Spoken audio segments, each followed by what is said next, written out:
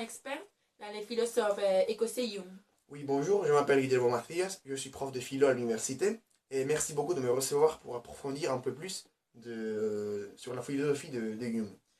Bon, Hume, il est né en Écosse en 1711 et son père, il meurt quand il a seulement.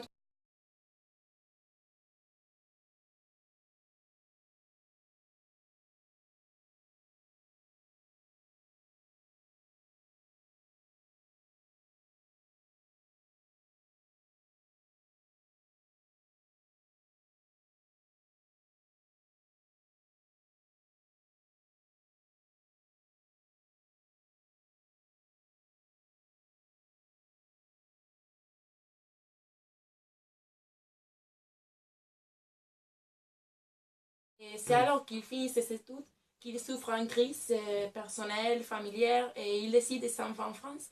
Et c'est là où il écrit les livres sur les traités sur la nature humaine. Mais ces livres n'ont pas beaucoup de succès. Pourquoi? Oui, bon, tout d'abord, il faut expliquer le contenu du livre du traité sur la nature humaine.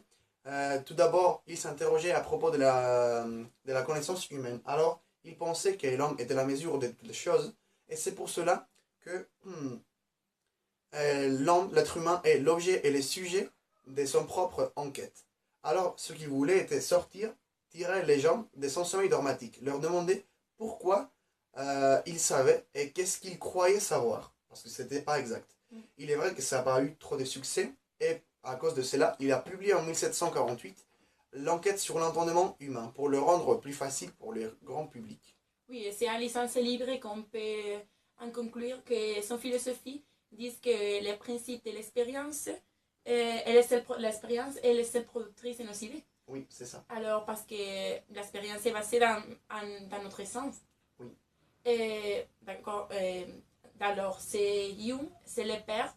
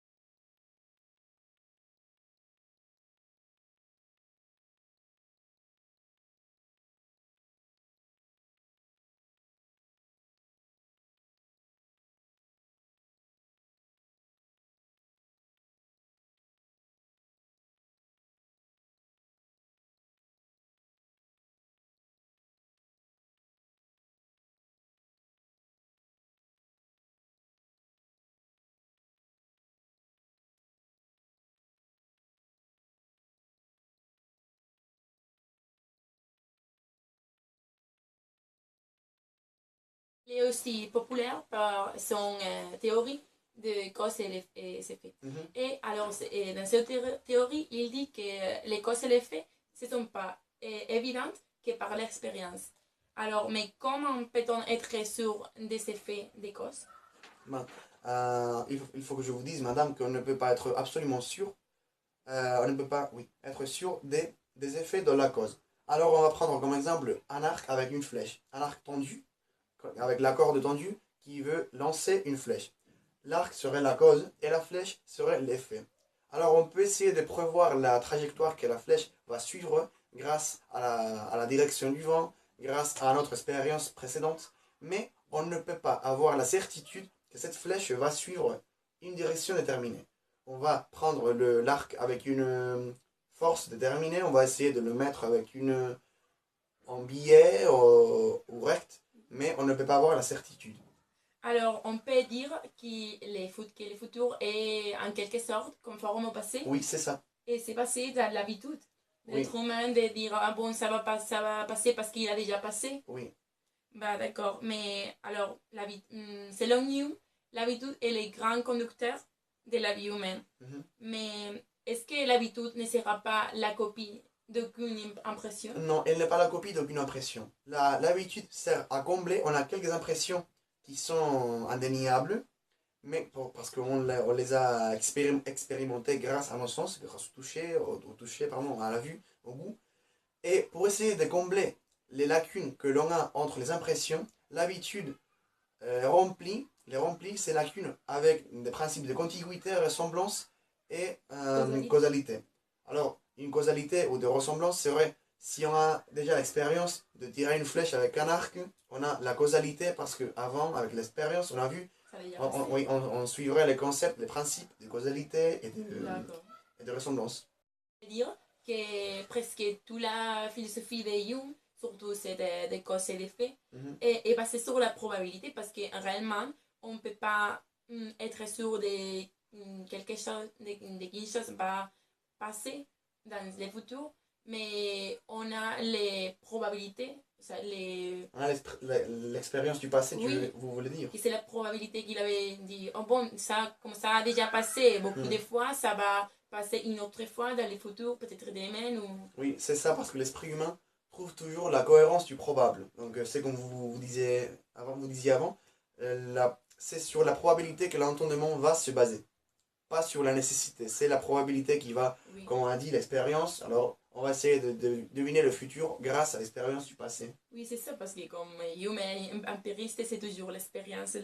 Ouais. Bon, qu'est-ce que vous pouvez nous apporter, nous apprendre sur la conception morale de Hume? Ah oui, il faut tenir compte que la conception morale de Hume est complètement indépendante de les faits d'expérience. Il va dire qu'on ne peut pas déduire une morale des faits d'expérience parce que les faits d'expérience sont complètement concrets, ils sont complètement indifférents à la morale. La morale est quelque chose qui est inné en nous, c'est une espèce de sympathie, sympathie profonde dans nous vers l'autre, mais il n'y a pas une relation entre l'expérience et la morale. Ce que vous voulez dire, c'est que les sentiments et la morale, c'est complètement des choses différentes et ils n'ont pas aucune liaison entre eux. Oui, parce qu'on pourrait dire une expérience avec avec des métaux, le fer ou l'aluminium, et si les sentiments jouaient un rôle dans l'expérience, ça ne serait rien. Oui, ça aura aucun sens. Oui. Et bon, pour venir, vous savez que Hume, il était ami, copain de Rousseau. Oui, Rousseau. Mais ils ont discuté beaucoup à cause de ces différents concepts de la philosophie. Bon, oui, parce que Rousseau, il a écrit l'Émile et le contrat social, mais il était vachement critiqué en France parce que bon, il défendait la division des pouvoirs. Et là, c'était l'Ancien Régime. Et il ne leur intéressait pas de diviser les pouvoirs entre différents organes de gouvernement. Oui. Et à la fin de sa vie, Hume décide de retourner en Écosse et c'est là où il finalement meurt en 1776. Et ça c'est tout. Merci d'avoir venu pour nous expliquer un petit peu Hume.